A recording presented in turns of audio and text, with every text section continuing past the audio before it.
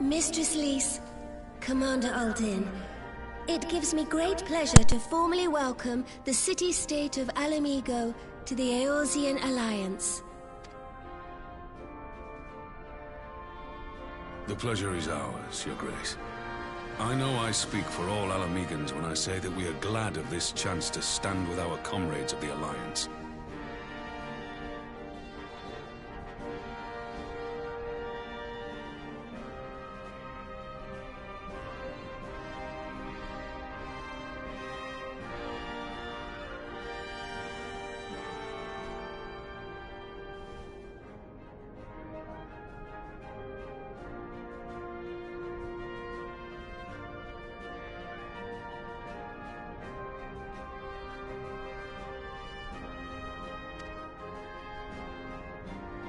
And we for our part are glad indeed to be able to welcome friends both old and new.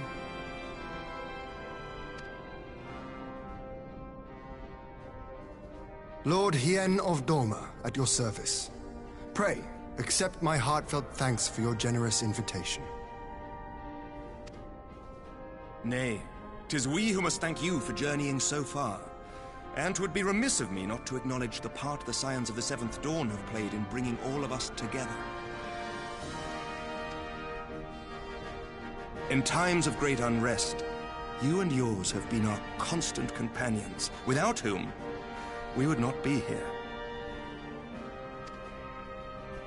With apologies to Lord Hien and Mistress Alisaie, it occurs to me that we have not gathered in this way since that fateful day in Uldar. The day I lost my arm and my freedom. As I lay in my cell, never did I dream that I would one day be given the chance to represent my homeland at this council. I would not even be alive had you not plucked me from the jaws of death. You, Yugiri, and Alphino. Would that the lad could be with us.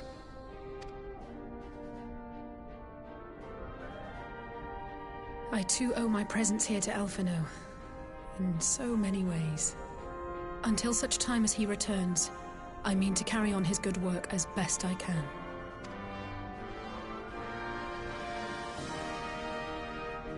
Come, friends. Let us leave the past in the past and turn our eyes to the future. My Lord Hien, pray, tell us how things stand in the East.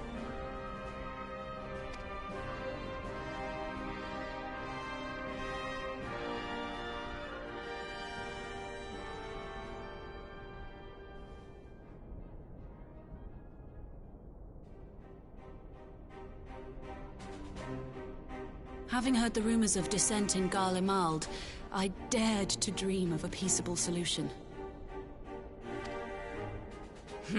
The Empire will not so easily change its ways. If the Garleans have a mind to take back Doma and Alamigo, we'll be hard-pressed to stop them, even with the might of 6 nations. But while we lack the strength to fight the tide, a course may yet present itself, if we read the winds aright.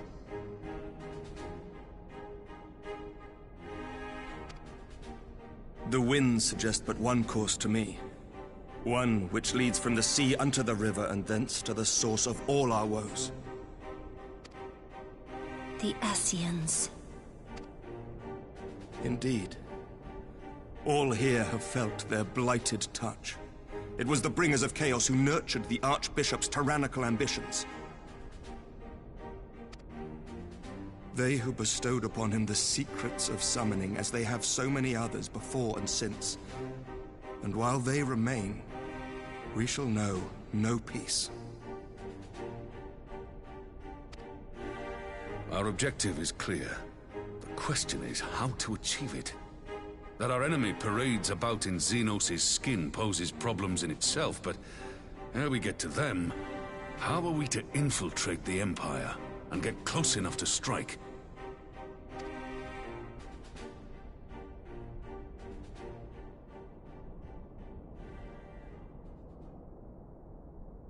While I see the wisdom in targeting the Ascians, an assassination attempt on Garlean soil would do little to aid our cause.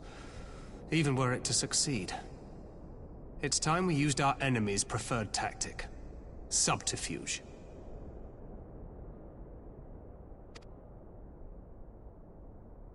You have an idea? Speak your mind, Master Thancred. None here know the enemy better than the Scions, and you mayhap best of all. Whatever it is you propose, we will give it fair hearing. On that you have my word.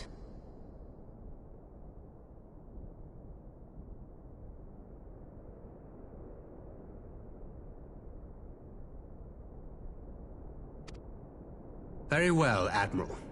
My proposal is thus. We dispatch the shinobi to Imperial territory. There, they sow the rumor that the Crown Prince perished in the battle for Alamigo, and that the man parading around is in fact a corpse inhabited by a servant of darkness.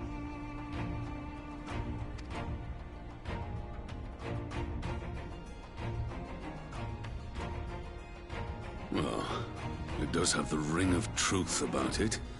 And were the Garleans to learn that their future ruler is a puppet, the Empire would be shaken to the core.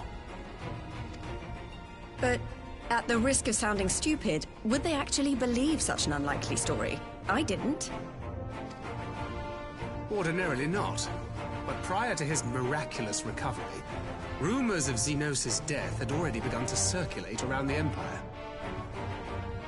Ultimately, however, what the masses believe is not our chief concern. Our true objective is to create an opening for rival factions within Garlemald to exploit. Just as a war of succession erupted in the wake of Emperor Solus's death. A war which raged until but recently, plunging the Imperial House into disarray as nephew and uncle grappled for the throne. It is no coincidence that one of Varus's first acts as Emperor was to name Xenos heir apparent, family feuds being so tiresome when armies are involved. Not all welcomed his choice of successor, however. There is no shortage of individuals who aspire to the throne, who would jump at any chance to seize power. The news that Xenos is not only dead, but a puppet to diabolical forces would be too enticing to ignore. The Empire would not be quick to recover from a second war of succession. I am no stranger to infiltrating Imperial territory. With a team of operatives gathered from among the Alliance's finest, the plan should have a reasonable chance of success.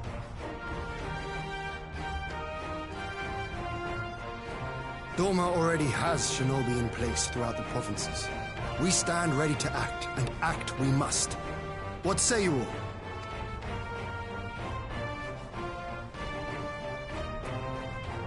I'm for Master Thancred's proposal. We shine a light upon the Ascian and test the Empire's unity.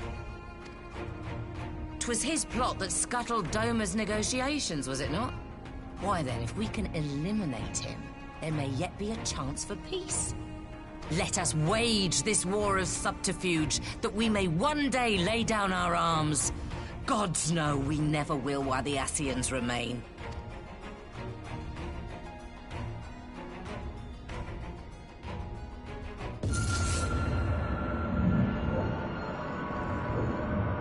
That way. Sorrow.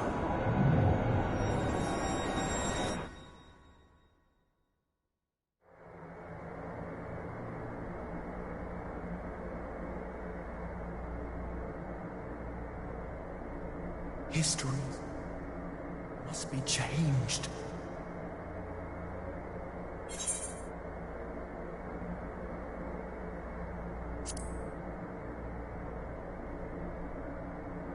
Ahead looms a calamity.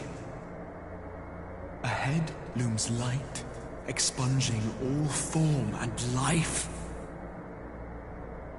Twin dooms only you can forestall. Only you. What's the matter?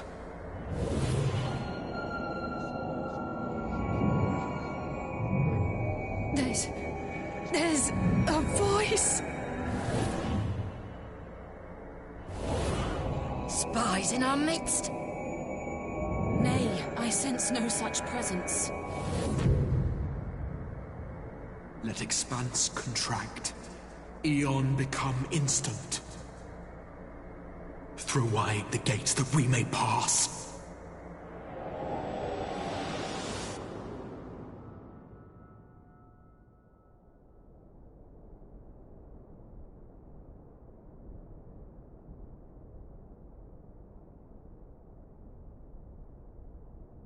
Is it over? Master Thancred!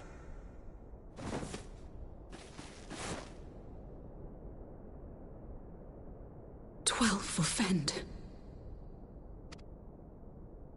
Bear him to a private chamber. Have every healer make ready. Swiftly!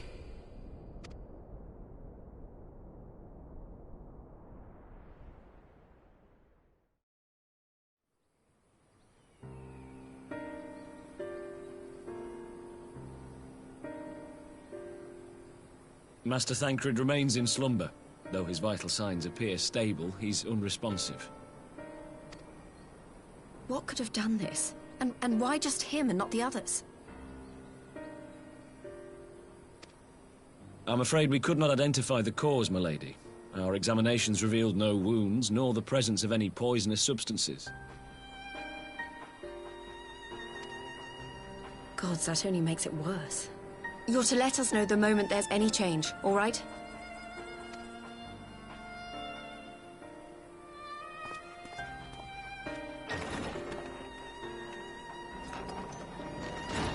Thank you for coming. Knowing Thancred, he would apologize for being otherwise engaged at so crucial a juncture. In gifting us a course of action, Thancred sowed the seed of all that is to follow. We have but to nurture it as best we can. To him, I would say, rest easy, that he may wake to enjoy the fruits of our labors.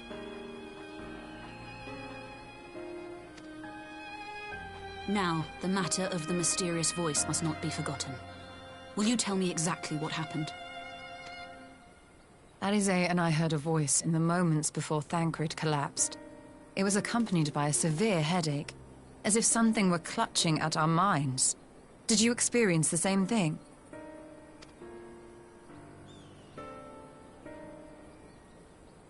So, in between the voice and the pain, you felt as if you were somewhere else entirely?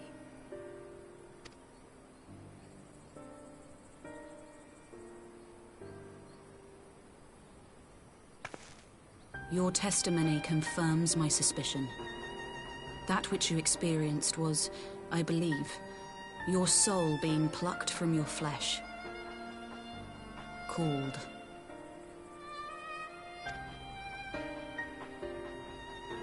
Called?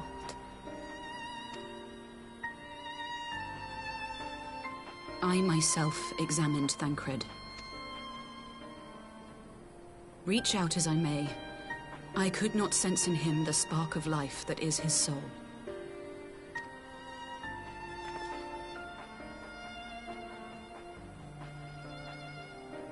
That Thancred alone was stricken so is likely due to his heightened sensitivity to the effects of ether, a consequence of his prior possession by the Ascian La Hebrea. The owner of the voice, whoever it may be, reached out to you, called your souls, and in so doing, caused you and yours such pain. But if that's true, where exactly are we being called to? I know not. Yet one thing is plain. Whoever waits for you on the other side is possessed of a power unlike any I have ever known.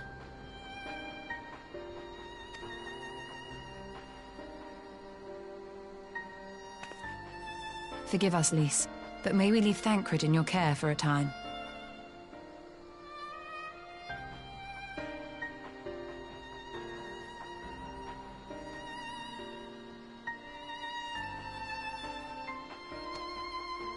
As if you had to ask. I may not be a scion anymore, but I'm no less a friend.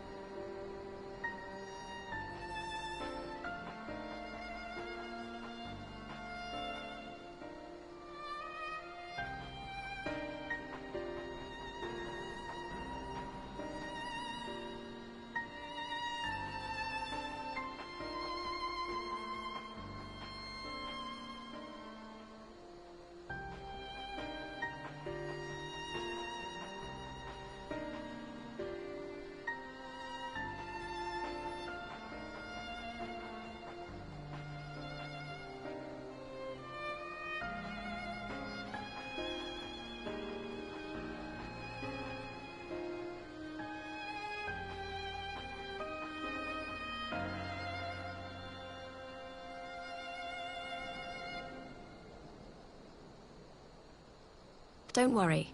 I'll see to it that Thancred's well looked after. Just focus on solving this mystery, all right? Thank you, Lys.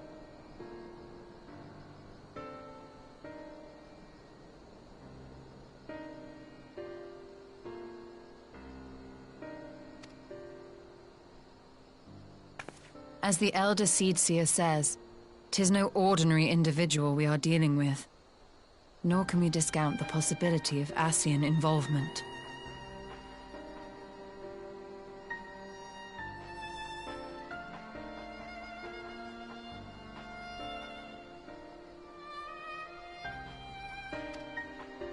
Whoever or whatever is behind this, the sooner we find out, the better.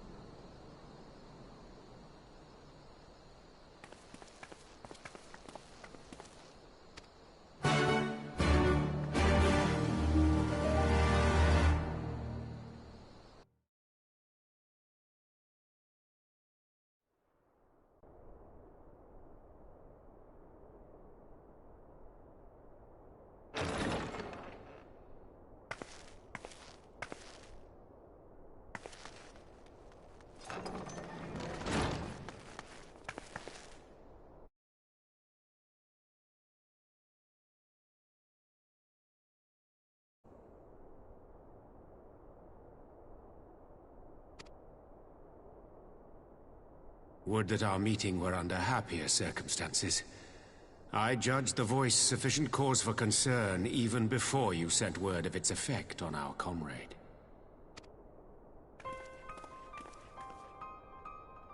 You heard it too, then?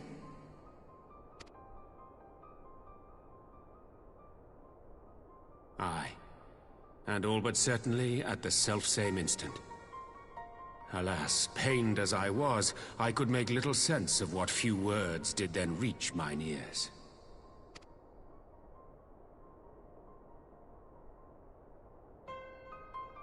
Who do you think is responsible? Could this be the Ascians' doing? That I cannot say.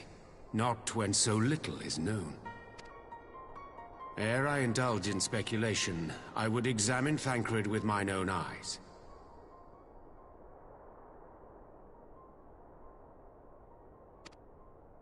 To Alamigo, then, without further delay.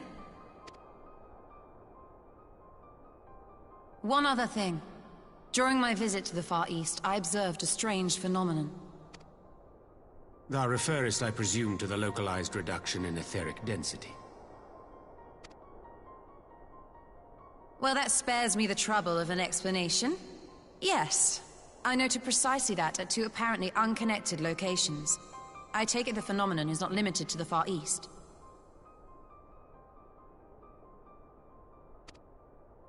Indeed not.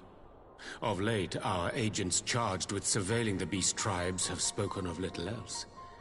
In every corner of the realm, they tell of places in which the ether hath grown thin. Naturally, my suspicions first turned to primal activity, But the areas thus affected betray no evidence of summoning. I must confess to being quite perplexed. If the same phenomenon is being observed in multiple locations on opposite sides of the world, we may safely discount regional factors. Needless to say, this warrants further investigation. Indeed. I shall make it my task to...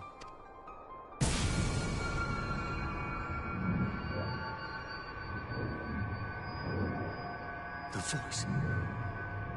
It calleth to me once more.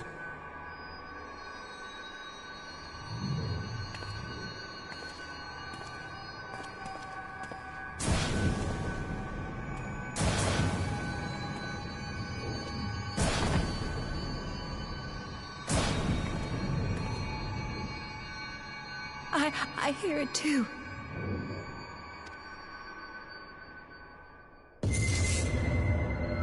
Only you. Only you. No! Ishtola! Urianger! Throw wide the gates.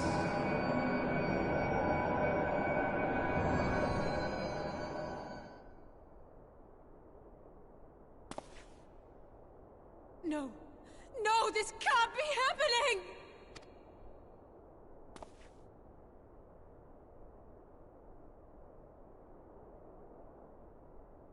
Y'shtola! Urianger! Open your eyes! Open your eyes, I beg you!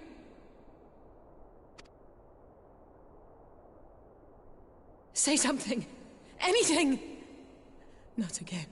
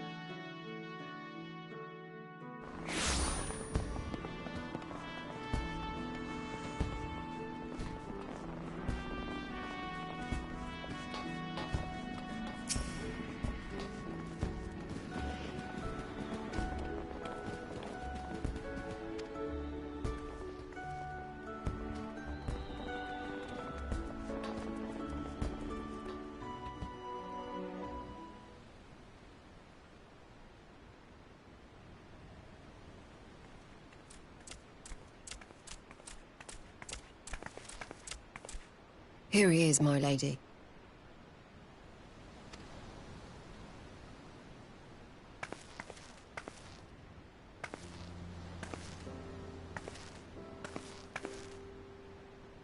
Gabu, it's been too long.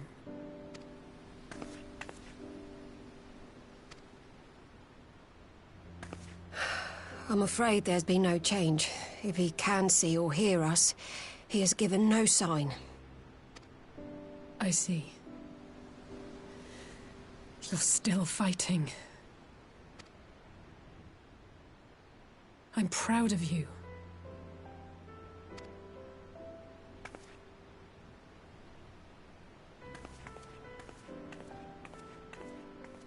We promised that we would come and visit you together, didn't we? Alphino and I. I'm sorry that we haven't managed that yet. You know, with the three of us like this, does it not remind you of that night? Of the stars beyond count twinkling in the heavens? I was feeling pretty low back then. Powerless. But I knew that my brother was close by if I needed him, and that the others would be waiting for me back at the Rising Stones. Not like now.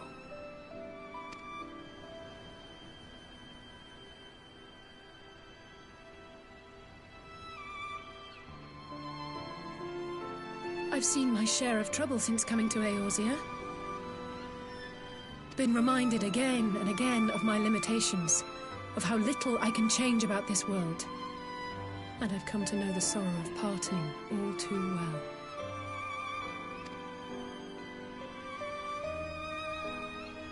But to have the people I hold dear struck down before my eyes, and be powerless to help them, that I cannot bear.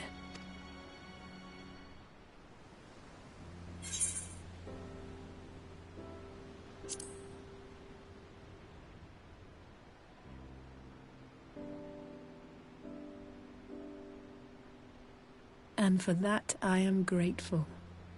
I don't know what I would do without you.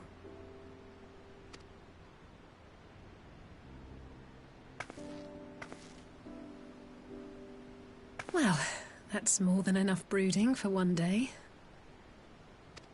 Come on. We have friends to save.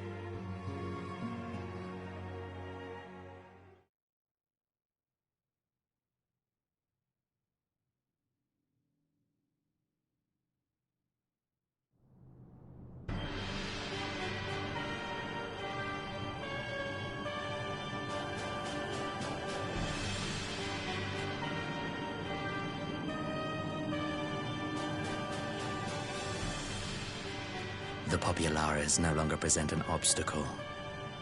Now is the time to bring the Empire's might to bear. A word from your Radiance is all it takes. But one word, and the Imperial army will fall upon Alamigo as a pack of bloodthirsty wolves and tear that feeble nation apart.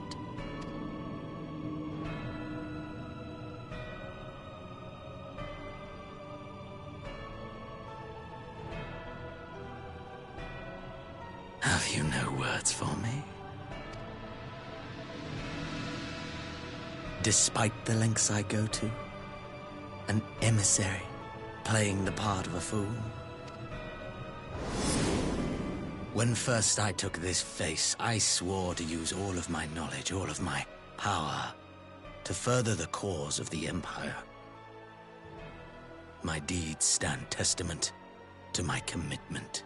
And with this adamant flesh at my disposal, I could destroy the Icon Slayer as easily as one might swat a fly.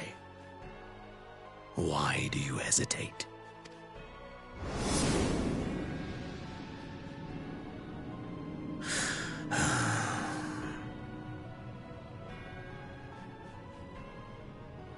Our enemy is resourceful. Though victory is certain now, it will not remain so indefinitely. Deliberate if you must, but be quick about it. We'll speak again when you have unburdened yourself of doubt. Until then, I take my leave, Father.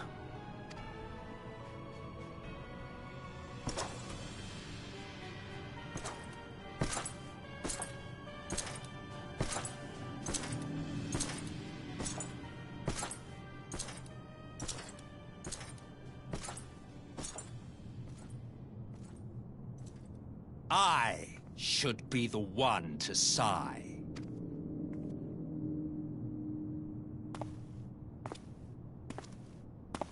I played my part to perfection. I had earned my rest, and then, thanks to La Habrea's crowning act of idiocy, our favorite emissary sees fit to summon me back. Elidibus was ever a warrior. A most tiresome trait, would you not agree?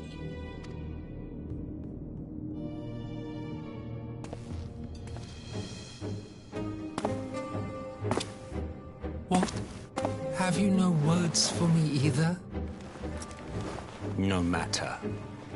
I've long grown weary of this mummery.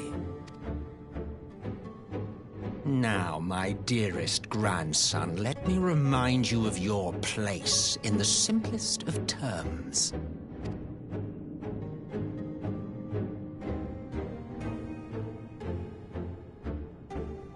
You do not make judgments, you administer them. Swiftly and to the letter. Naught else is your concern.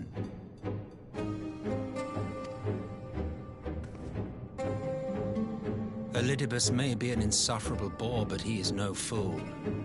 His choices as emissary seldom err.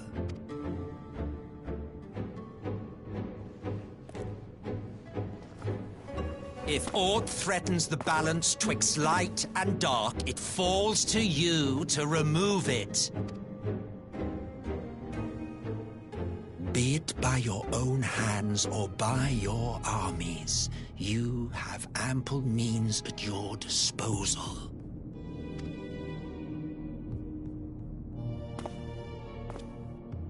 That is why this empire exists, why I built it.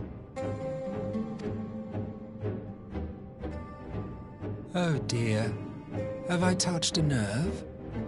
You always were an easy one to read. I pity you, I do. As they say, ignorance is bliss. The founding father was an Ascian, and he created the Empire solely for the purpose of sowing the seeds of chaos.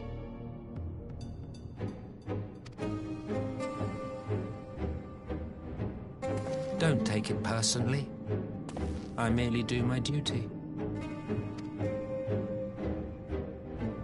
To bring about a calamity requires no small amount of power. And there is no surer way to obtain such power than by collecting powerful pawns.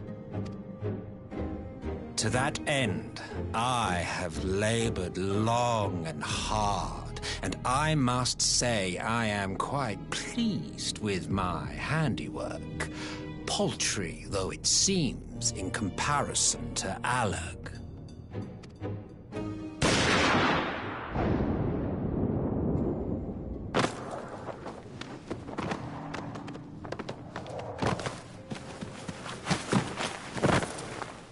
You fiends are overfond of your own voices.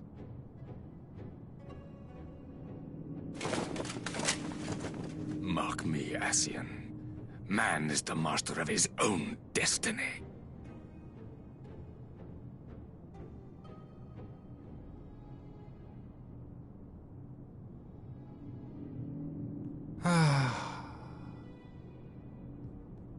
Such a waste of time and energy, both yours and mine.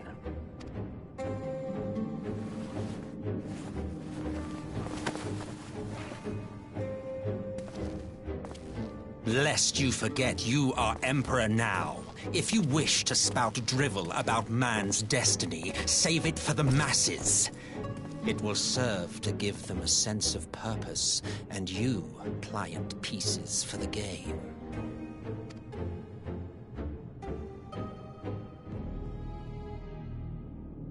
Oh, do stop sulking, boy. You, of all people, should understand. Ours is a struggle to restore both mankind and the world to their rightful state. Viewed thus, our goals are one and the same.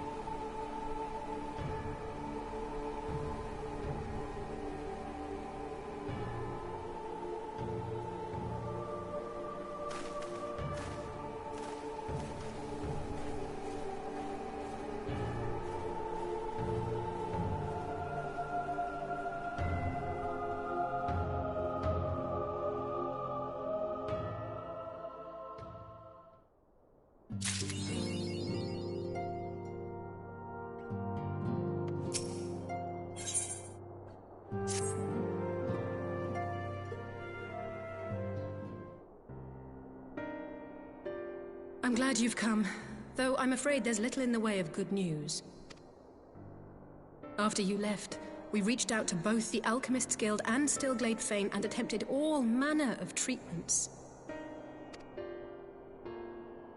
But the results were always the same. Whatever the answer is, it's not alchemy or conjuring.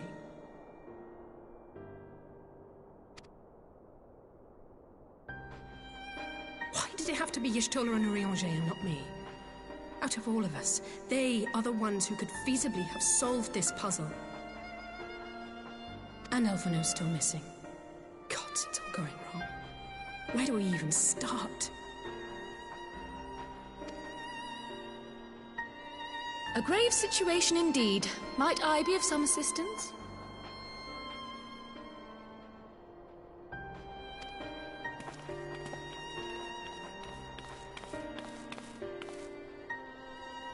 Cryle! I did not think you well enough to travel. When word reached me of the plight of our friends, I could not well stay away. As a fellow scion, not to mention your erstwhile mentor, this is one of those times you should feel free to call on me, regardless of my personal circumstances. Yes, I should have thought of that. Thank you for coming, Cryle. We would welcome your insight. And I should be happy to provide it.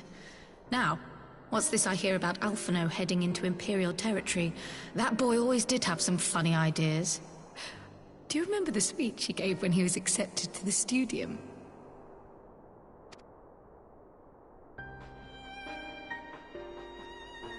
My life's goal is naught less than the salvation of this star.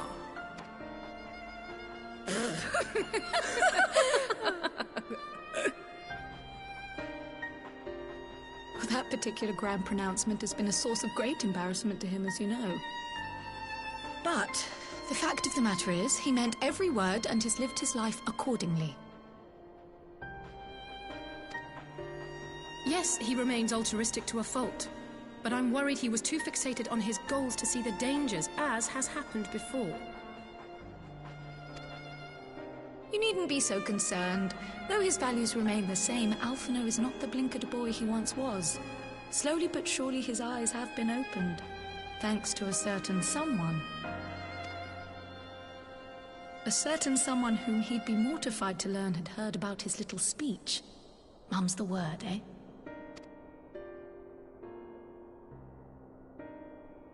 Right, I'd better have a look at our patients.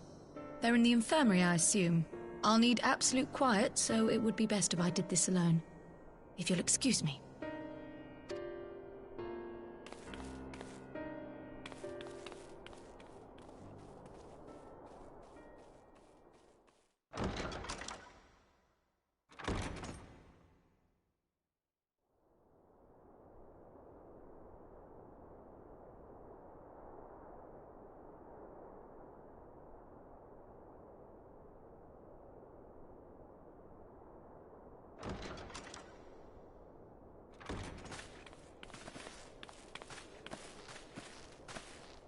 All three are in fine physical health. At a glance, I would say they were merely sound asleep. Except for the fact that I couldn't sense the slightest trace of them in their bodies. It's as if their souls have taken leave of their physical forms. Ah, yes. The Elder Seedseer made a similar observation. I've read the report. When you heard this mysterious voice, you described feeling as if you were somewhere else, yes? If we assume the ether which comprises your essence is being drawn to some other place, then it may be possible to follow the trail it leaves behind, just as we did in our search for Thancred.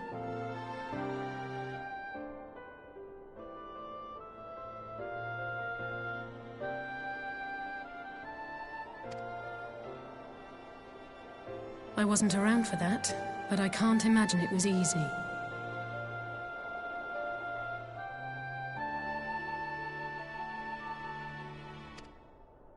Oh, it wasn't. But that's no reason not to try. I will have need of Master Matoya's crystal eye if I'm even to make the attempt. So I suggest we pay her a visit.